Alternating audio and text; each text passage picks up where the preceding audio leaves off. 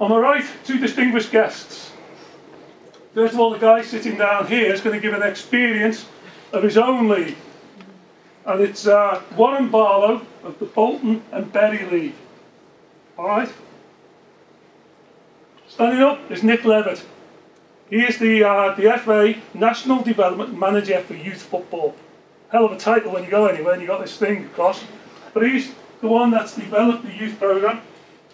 Youth development programme that you've all heard about. What we found from all of the research around the country so far is we weren't convinced that that 10-year-old child as an under 11, putting them on the same size pitch that's out there is child-centred.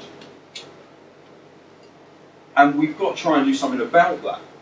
So these proposals are going to start to try and address that moving forwards now. But the key thing is, the County FA are there to support you. So make sure you use their skills to do that. So just to confirm, this is the process that we're going to be. It's not coming in as mandatory until 13-14 season. And it will be phased in at that stage. So if you want to do it earlier, and the member clubs decide that that's what's right for them, no problem at all. And it will then be phased in 1 year group at a time. So 7s will play the 5v5 and 11s 9v9. Because it doesn't make sense taking that team that's played 11v11 back to 9v9. That doesn't make any sense at all. So then the following season, that would be then the pathway all the way through. It's a much more progressive pathway for learning. So what's really important is to make sure that the formats of the game reflect the needs of the young person that's playing it. So there's a new pathway that's going to come in place for under 7s, under 8s, all the way up to play 5v5, 7v7, 9v9 and then 11v11.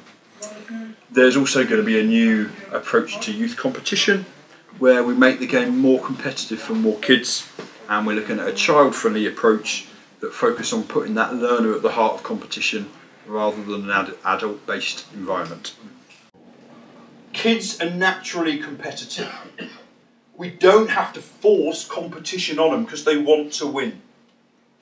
So this moving forwards now is about child-friendly competition.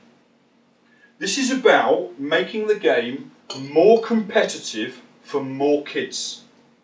That was one of the questions that we started with.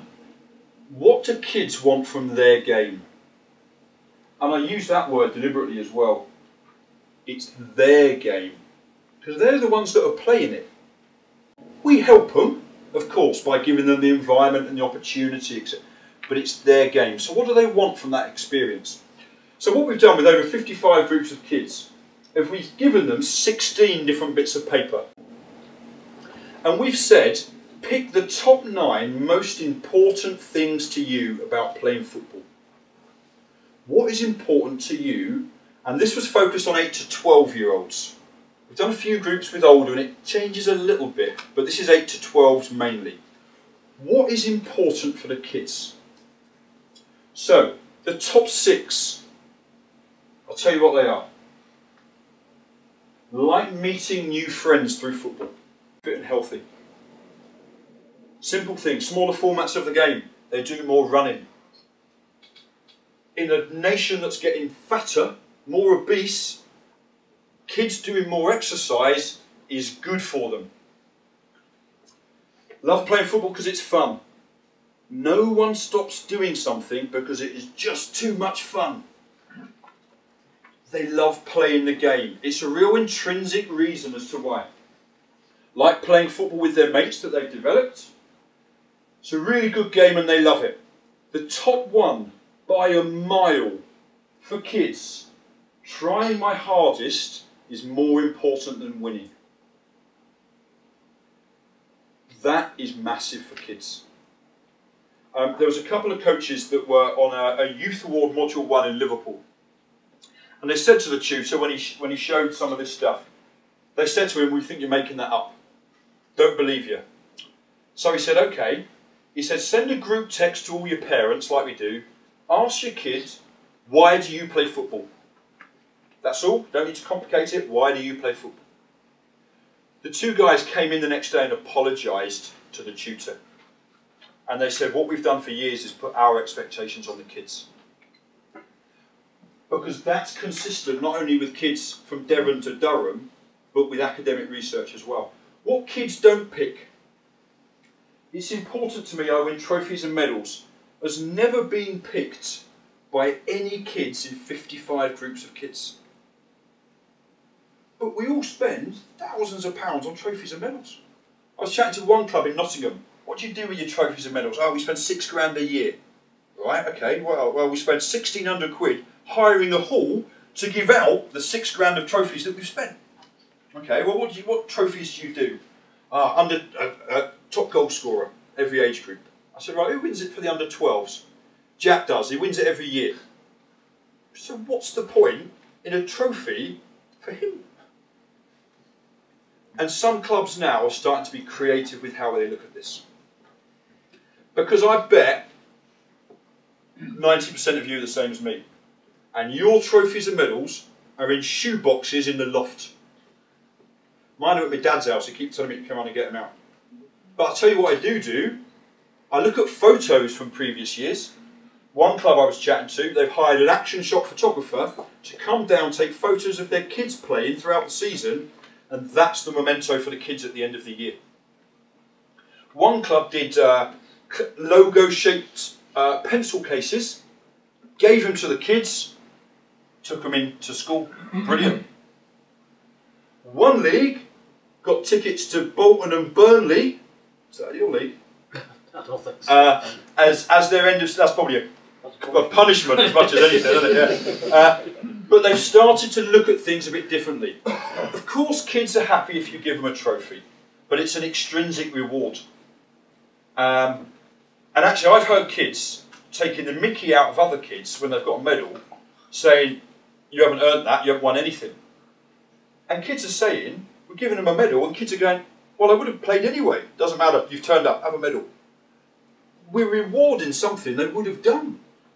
So we've just got to get a little bit of perspective and try and be sensible with them. Winning more important than trying my hardest, not for kids. And it's important to me I win the league, not for kids. I've done this with groups of parents when I've been working with the teams.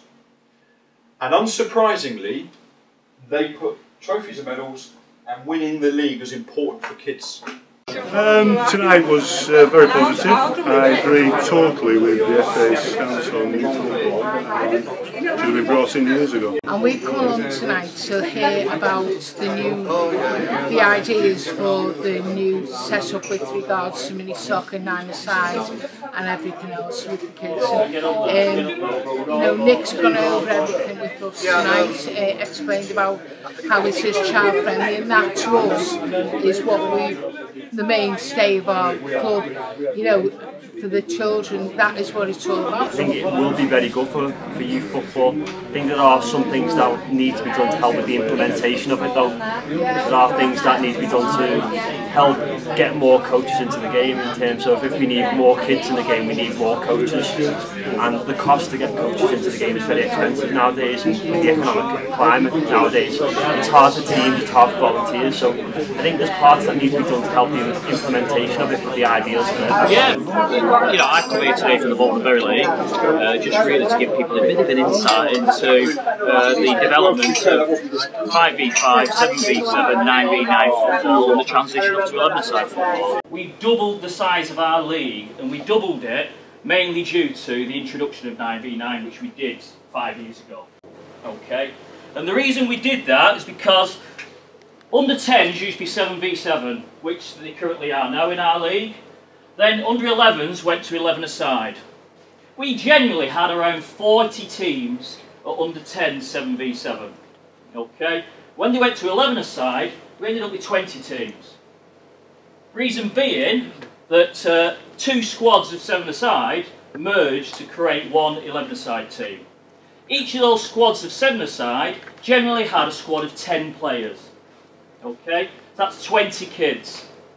When they went to 11-a-side, they generally registered a squad of around 15 players. So So for every 2 teams, we lost 5 players. We lost 100 players every year from the game, just by the jump from 7-a-side to 11-a-side. Our league 6 years ago had around 250 teams. We've actually doubled the size of our league by just introducing 9v9. We've now, last season, had 520 teams in our league, which has been a massive challenge. 133 of those teams actually play 9v9 last year. It's been an absolutely phenomenal. We've had a lot of challenges in relation to pitch sizes, goal sizes, number of coaches, etc. But as the numbers have developed, we've actually seen more coaches getting qualified, more coaches wanting to get qualified, many of those coaches wanting to move back down to the under-7s, 8s, try to run their own teams, and so we've had an explosion of coaches as well as teams. So for example, 6 years ago we had about 500 coaches, now we've got around 11-1200 coaches. We've doubled the number of qualified coaches, which is great. There's a presentation that outlines all of this information. If you go onto the FA.com, Youth Development Review, copy of the presentation is on there.